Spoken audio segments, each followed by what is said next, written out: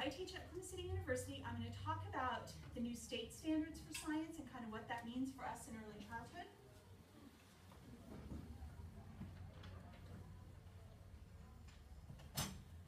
Okay, so I had way too much fun when I was developing this PowerPoint slide because I thought, okay, STEM Summit, photos from the summit of Mount Scott. It's a good thing I entertain myself. Okay, Justin, where are you a student? I'm going to Canberra right now, trying to earn my master's. Okay, good for you. I'm glad you're here today. Okay, so we're going to look at the state science standards, and then wherever I could, I took pictures from the wildlife refuge to kind of illustrate what we're talking about. This one's not. What do you notice here in this picture? Grapes. Okay, it's called a grape sculpture. So thinking way back to this morning when Tiffany was talking to you, is there any science here? Yes. What science is there? You have to understand the properties of matter to be able to form your opinion of how to make that. Okay, so understand what toothpicks are like, what grapes are like, to be able to build something out of grapes and toothpicks. What else? What would happen to the grapes if they were in your classroom? Might get eaten. Roll away. Might roll away. Might get squished. Might get thrown. You guys were good kids, I can tell. Okay, so there's some science there. If we left them for a few days, if they didn't get eaten or squished, what might happen to them? Ew. Disintegration. They would start to change, to rot, to decompose, maybe become raisins eventually. Okay, so there's some science. Is there any math? Symmetry. Yes. There's symmetry in that structure. What else? Counting. You could grade so simply. Absolutely, you could count the number of grapes. What else is math? The shapes. There's kind of a cylinder shape down here. There's this line. What other shape? Height. There's the height. There's some little triangle kind of shapes. The shapes of the grapes. The shapes of the toothpicks. The shadow. Okay, so we think about science. Tiffany talked about study of the natural world. Facts learned through experiments and observation. Technology, the practical application of knowledge. Technology doesn't have to be electronic, and I guess you guys discussed that earlier, and some of my groups have talked about that quite a bit. Is it technology if it's not electronic or even electric? So there can be high-tech and low-tech. Engineering, developing and using nature's power and resources in ways that are useful to people, as in designing and building roads, bridges, dams, and machines, or creating new products. And math, the science of numbers, quantities, shapes, and what's the last part on that? Relationships. The relationships, like Tiffany talked about. Math is not just algorithms, it's not just solving problems, but the logic, the relationships, how things compare to each other. Okay, so in early childhood, in K2, we do this, right? We integrate, we do math with our art. We do language, we talk about the names of things, what they're called, what happens. Science, engineering, technology, math, we do it. Okay, so looking at the new Oklahoma standards for science, they're designed to address the rich and complex nature of science learning, the process of thinking about, analyzing, and using science and engineering information, the fundamental concepts that are relevant to all subject areas, and the content that's unique to individual subject areas. Too often in science class, we get out the book. It's got a beautiful picture, right, on the chapter, some nice photography, but then a really boring paragraph, and maybe the words are already highlighted, so we don't even have to pay attention. We can just kind of take a nap through science. What we want science to be is fun, engaging. We want to get the kids involved, asking questions, finding the answers to their questions, maybe even before they learn the science, to get them hooked in. For example, one of the examples they gave us at the state workshop was when you talk about erosion, get an old brick and go put it under the downspout. And every once in a while, take your class out or just walk by when you're out walking anyway, see what's going on with your brick. You know, if it rains a lot, what happens? If it, you know, becomes a snowstorm and it gets iced in, what happens to it? What happens to it after? So that you see erosion process happening maybe over the whole school year. Doesn't have to be one little lesson that's finished in the same day. We want to get kids, again, hooked into the science to enjoy it. So there's 3 dimensions. The first one is science and engineering practices, what real scientists and engineers do at their jobs, in their work. Major practices that scientists employ as they investigate and build models and build theories. And a key set of engineering practices that engineers use to design and build systems. So what's this a picture of? Medicine Park. What's engineered there in this picture? The bridges, the dam, what else? The houses, maybe even the granite boulder structures that have been built there before. Somebody planned it, somebody built it. Boats? Roads? Oh yeah. So lots of science and engineering all around us all the time. The second dimension is disciplinary core ideas. There's so much information now. We can't know it all. We can't learn it all. The continuing expansion of scientific knowledge makes it impossible to teach all the ideas in explicit detail. Do you ever feel like that? There's so much. We need to prepare our students so that they can continue to acquire additional information on their own. To evaluate, select reliable sources, because do kids ever get unreliable sources on the internet, or my friend said?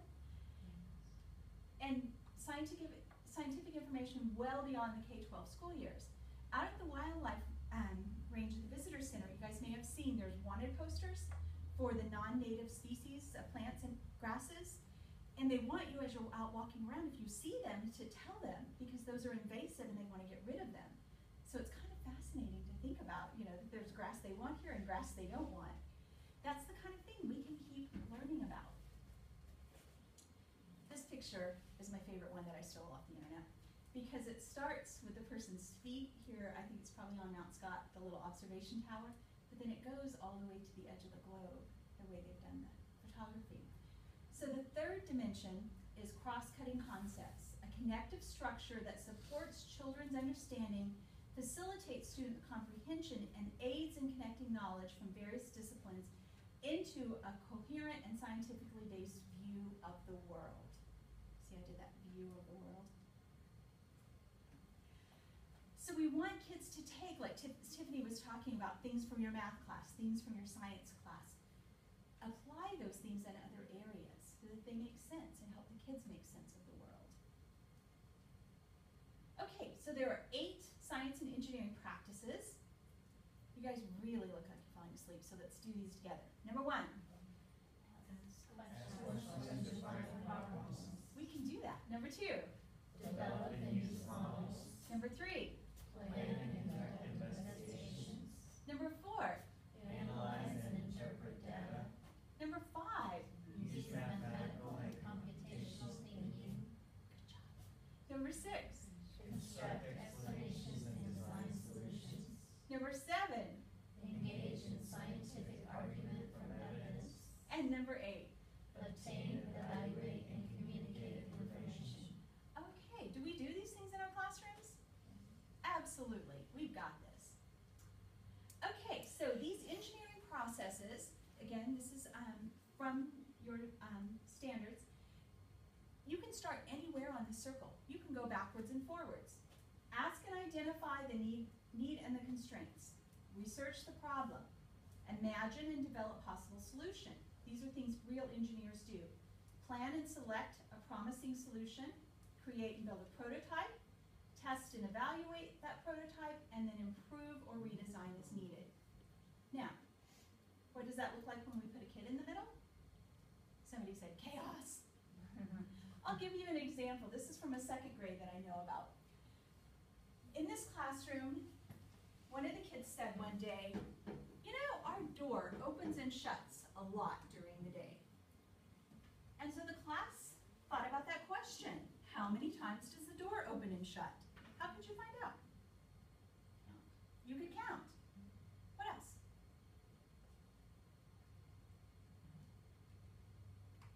make tally marks?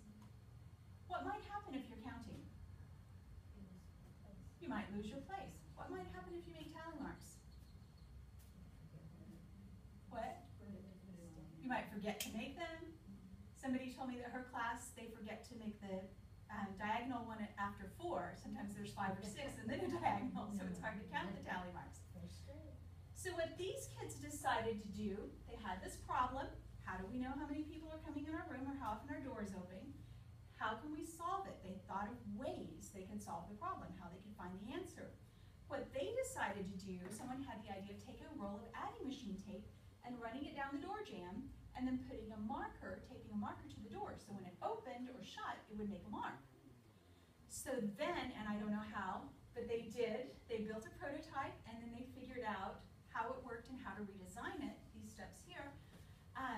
Maybe they had masking tape and somebody moved it down each time. Maybe there was a weight, I don't know. But they put a pipe cleaner at the top and hooked it to near the ceiling. So then they were able to see how many times the door opened and shut each day. So they could just look at their strip of paper and see, and they could compare.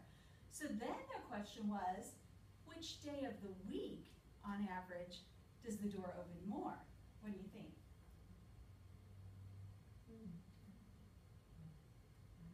I don't know. I know, right? Be interesting to find out, right? Maybe Monday, because people are so busy letting you know what you need to know. Maybe Friday, because it's a little more relaxed. I don't know. Then they thought, well, what about morning and afternoon? But they know how to solve this, right? They've got a structure so they can go on to these other questions. Okay, so this brings us to 5E model, and this is something your district's going to be using. The 5E is how to, a way to approach these problems. So 5E model, and see I have the cute muscly guy climbing the rocks there at the wildlife refuge. That's my model. Okay, so we want to engage, we want to create interest and stimulate curiosity, to provide a meaningful context for learning, to raise questions for inquiry in science practices, and to reveal students' current ideas and beliefs. What we found is, or George Foreman, not the boxer, but the psychologist, found that kids can learn stuff. They can memorize the water cycle. Anybody teach water cycle? You know the water cycle boogie? Evaporation. All right, I'm not going to sing. They can learn those. They can make a bracelet with a bead for each step of the water cycle. But when he asked them to draw the water cycle, they drew pipes and machines in the clouds. So even though they knew the terminology, they knew the academic vocabulary, they didn't understand the process. Same thing with kids with butterflies. The teacher brought in caterpillars, the kids had watched them spin the cocoon, they had seen the butterflies come out, they had released them, but when he asked them to draw what happened, they said, well, this is where the teacher took the chrysalises home and brought back butterflies. So they didn't really believe the process that they learned about, even if they witnessed. And so that's why we want kids to draw, to write, to talk about their ideas so we can see where they have misconceptions and we can question them and help them question so that we can get at their understanding. Explore, we want things that kids can find out. Now, if kids were interested in frogs, could we bring that in our classroom? Maybe. If somebody has a pool, they're probably going to have frog eggs in the spring about the time they clean out their pool. But if they're interested like in poison dart frogs, how could they learn about that? What? The internet. There are webcams on all sorts of animals. And I've seen some kids in Noble that would come rushing in from recess because that's when they pulled the webcam up on the smartboard to see what their animal was up to that day. There are nest cams on eagles and birds around the globe and all kinds of animals. Apparently you guys are getting an aquarium at Medicine Park maybe, like the Jinx Aquarium, so maybe there would be frogs there that you could go visit and find out about. So we want kids to be able to explore, even if it's using the internet, even if it's using the iPad to do research, but to be able to form their questions and find answers, bringing in experts, emailing experts, reading books. We want them to explain, we want them to interpret the data, compare the different explanations, and review the current scientific exploration. Then elaborate apply concepts in new context, and reconstruct using different models, and then evaluate. One way that I've done this, when I taught kindergarten in Stillwater, we had a year-long unit on trees. And so you think, trees? How boring is that? But what we did at the beginning is we went out and picked a class tree. And I kind of guided them to make sure they had an interesting tree. And we picked one that I was pretty sure the leaves were going to turn and fall off and maybe get buds and berries and flowers in the spring.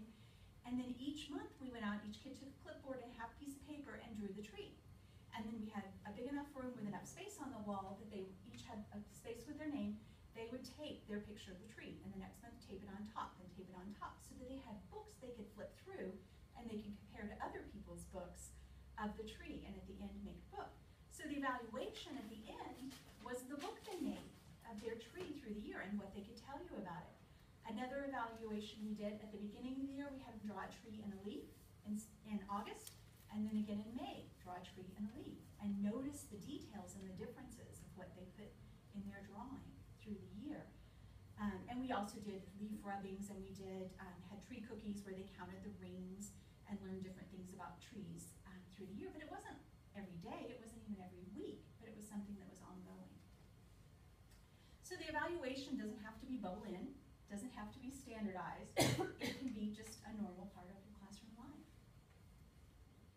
Okay, also in your new curriculum guide that Lawton has developed for you, you're going to have literature connections so that you can make connections not only through the STEM areas, but also to language arts and reading. So each of your units will have children's literature that goes along with it. These are the kindergarten units: pushes and pulls, structure and function, weather, sunlight, and plant and animal behaviors. And then a list of books that goes along with each one of those. Sorry, I was in the way. Okay, here's the kindergarten scope and sequence, and you'll have these for each grade. What you're going to do in January, the unit is pushes and pulls. There's a module that goes with that, and then a description of what the students will do. February, structure and function. March, weather and sunlight. And then April, plant and animal behaviors. Now, are you ready to get up and move and try a 5E model? Ready to do it? Okay, here's our 5Es, and your directions are right here. Number 1, what are you going to do? Find a friend or make one. Number 2, choose a book. Choose a book. Around the room, there are about 15 books that go along with the different units for kindergarten, first grade, or second grade. Number 3. Think of a way you might explore that book topic using 5Es. Okay, so you're going to apply these 5Es to the book topic, or, I like rule breakers, anything you want, maybe something you already teach. So stand up, find something you're interested in, find a friend, and think about how you can apply those 5Es.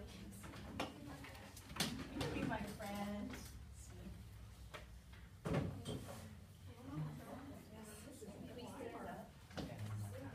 Some of these books are made by children. They're all just random things I found on the bookshelf.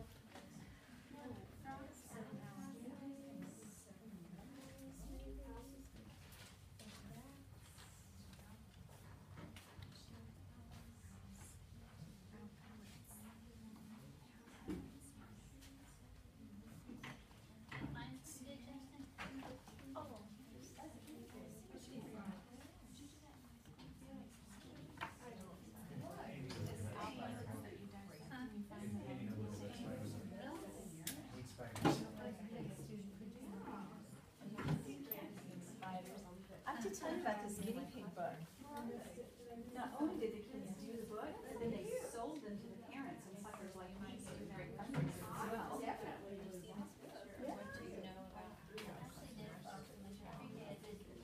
Here's one from another class on rabbits. No, we were just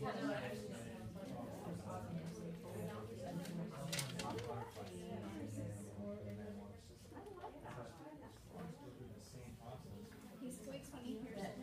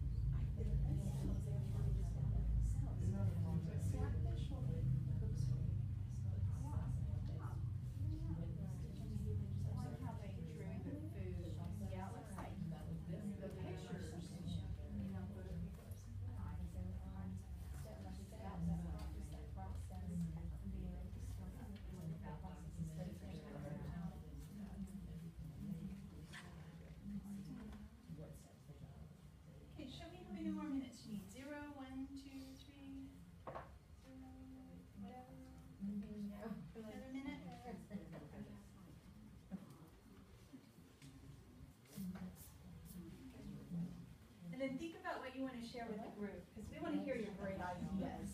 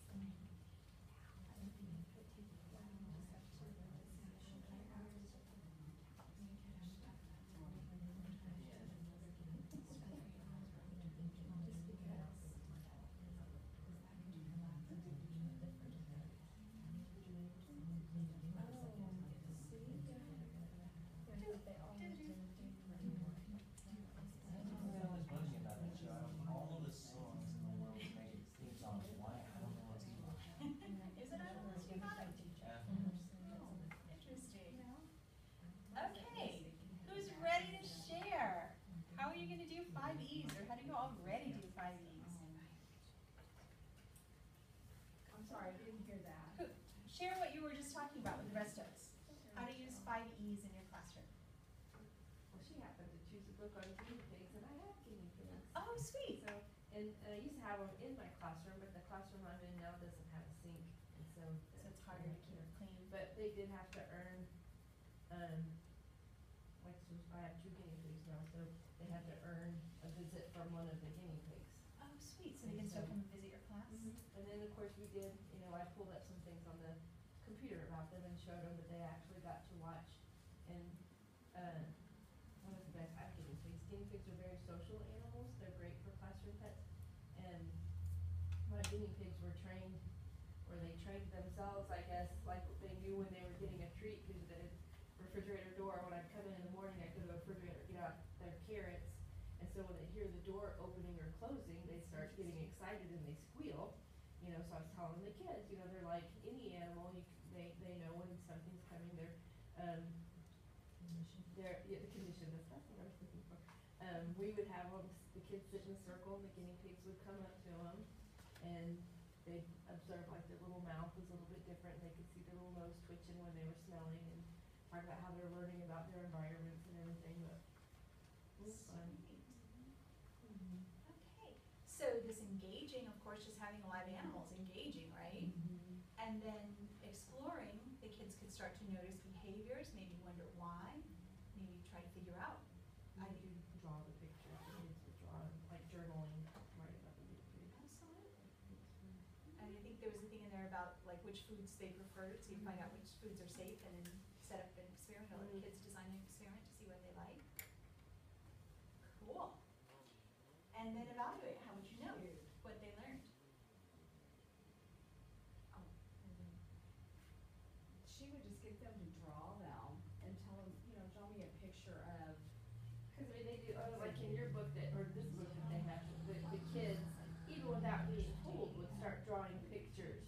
And they would draw a picture of whatever, because they like apples and carrots, whatever we happen to give. The kids would be drawing pictures of them like that. And Yeah, so they're detailing their knowledge through their drawing, through what they say about it, their conversation, through their photographs, and so you can use that to assess.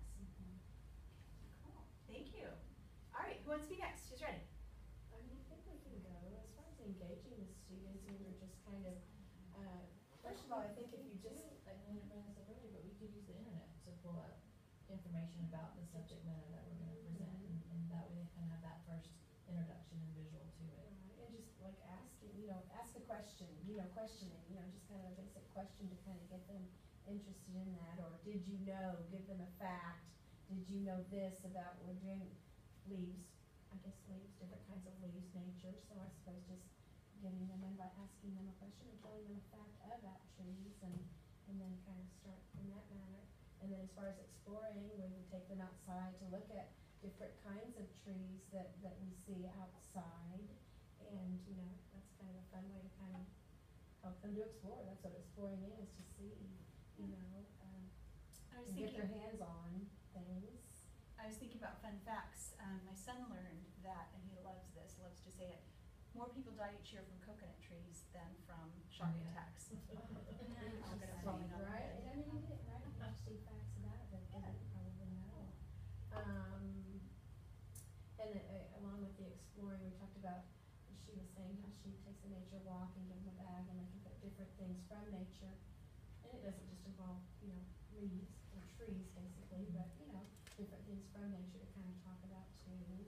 And so, the explaining part, help me out ladies.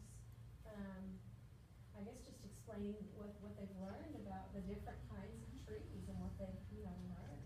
And that would be their journaling, you know, Right. And they can the s- different processes that we go through and they see.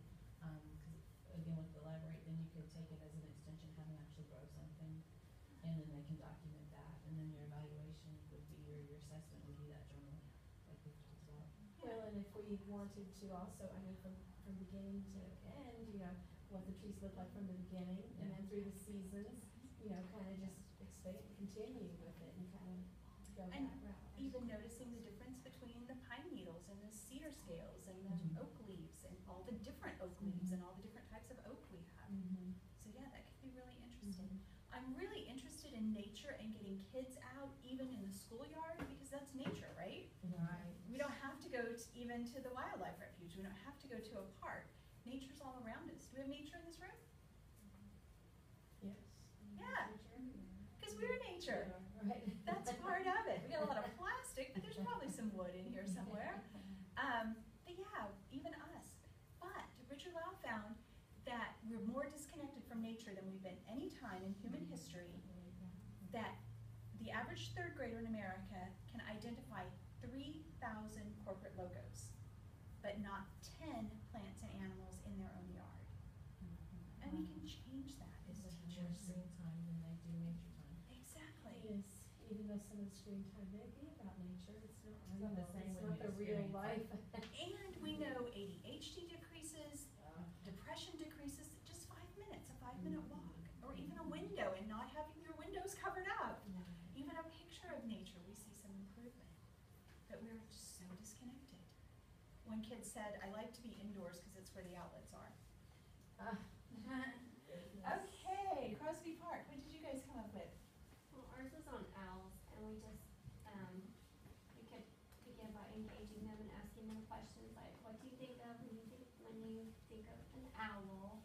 Have you ever seen owls in real life, or in books or in movies? What do you know about owls already? What do you wanna know about owls?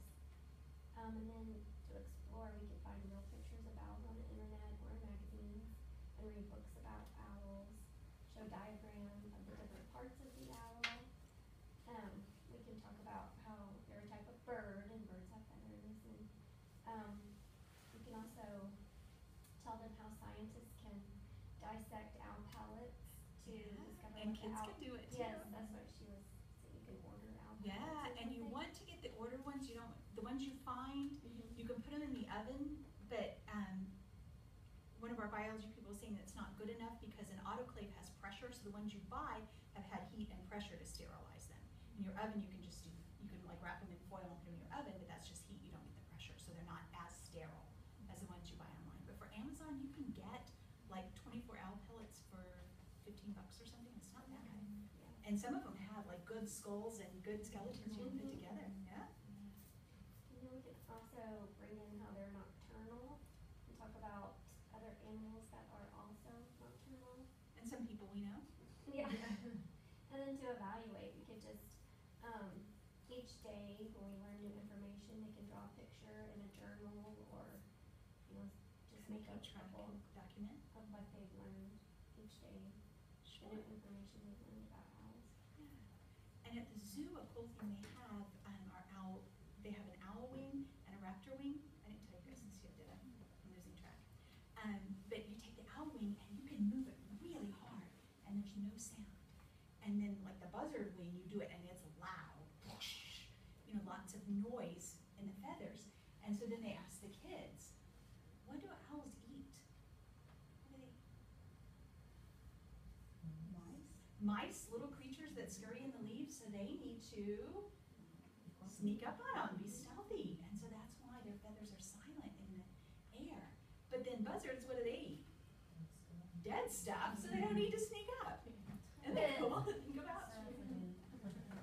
So I wanted to borrow the wings, and they wouldn't let me. They said I wasn't qualified to borrow their stuff.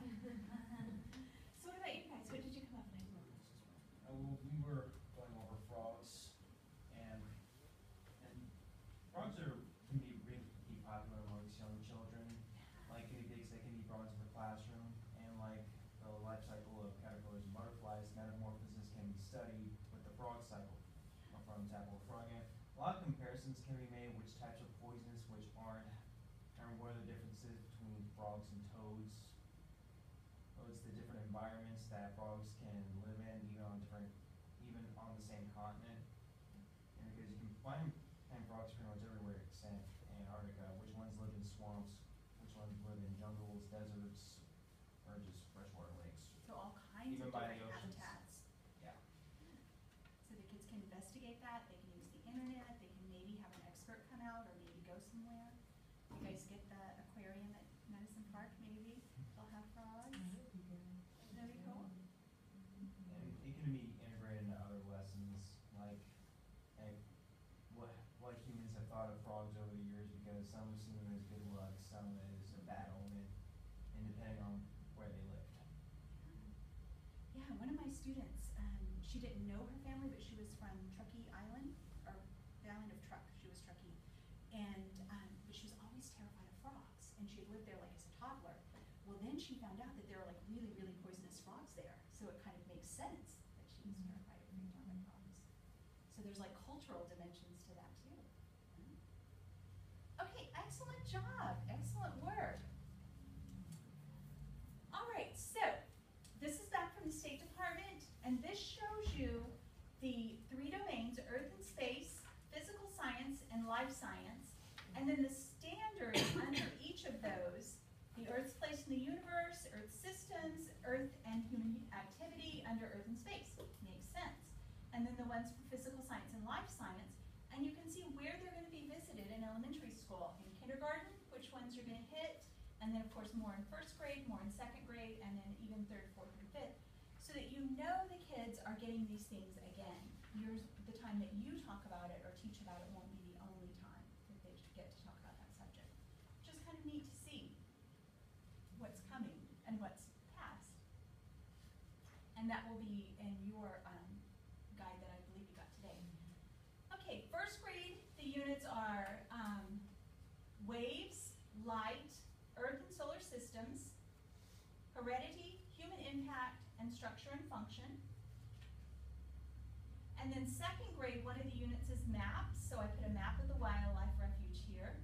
And the descriptor says, in this unit, students will explore how to interpret large-scale areas on a much smaller diagram.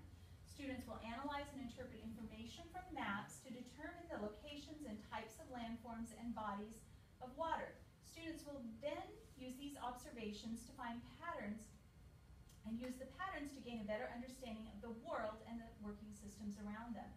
So at the Wildlife Refuge, you've got lots of geologic features, lots of things that you can talk about and represent on maps. They may have been there.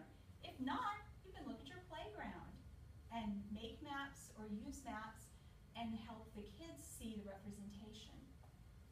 A kindergarten teacher I know took everything out of her classroom. She wanted to rearrange it, and she's much more ambitious than I am. And the kids drew where they wanted things, and they discussed and talked about why they wanted things where. And she was really fascinated. Like, they wanted the reading area in the back by the windows because they wanted the light. They liked to be in the natural light when they were reading. And some of the things they drew, she'd never even noticed in the classroom.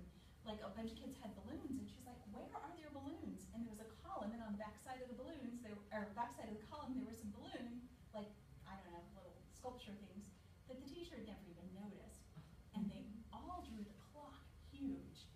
And so that kind of communicated to her. She said, before I hadn't noticed, but I did look at the clock a lot and say, it's almost time, we gotta hurry. You know, she was a lot more clock driven than she had thought about until she kind of saw it through the eyes of the kids' diagrams and maps. It was kind of interesting. Okay, and then the 2nd grade units are physical maps, matter, Earth's events, wind and water, lots of erosion events going on out at the refuge. Diversity in habitats and ecosystems. So, what questions do you have? All right, you get to do your post-survey. Let me give you a little screen, a little QR code. Is that all right by you? Yay, post-survey. And then lunch. Oh, here's another one. You guys can scan it and pass it around.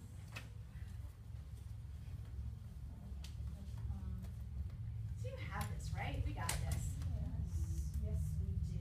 It's not so hard or scary. But with my own kids, it's like they never get to science. They're like, oh, we didn't have time. Yes.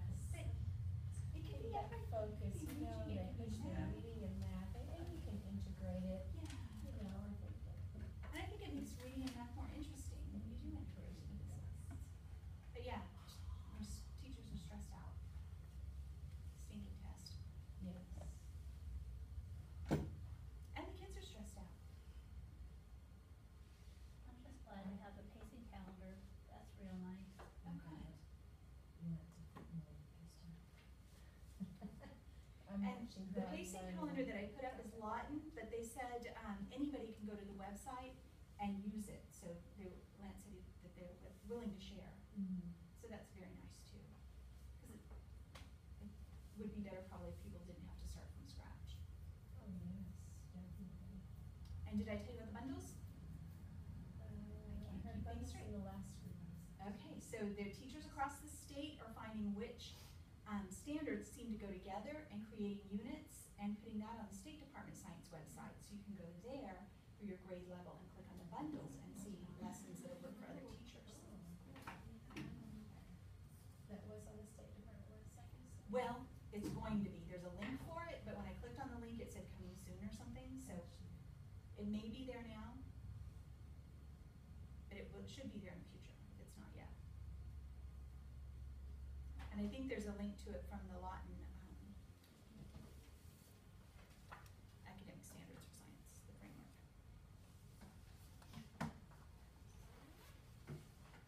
Thank you for coming. Thank you for Thank giving you up very your much. Saturday, for being dedicated, Yes.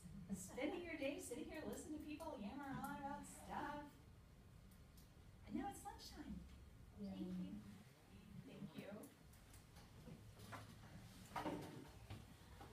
Thanks for the work you do.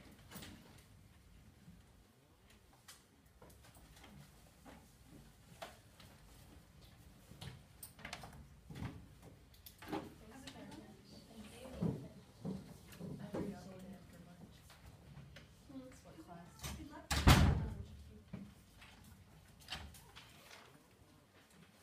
That's a good way to do it too. No, because I don't have it on my phone right now. No, actually, that makes sense too. You know? What are you doing? What's the trick? Just on one phone, doing it several times. Alright, and just pass make- it.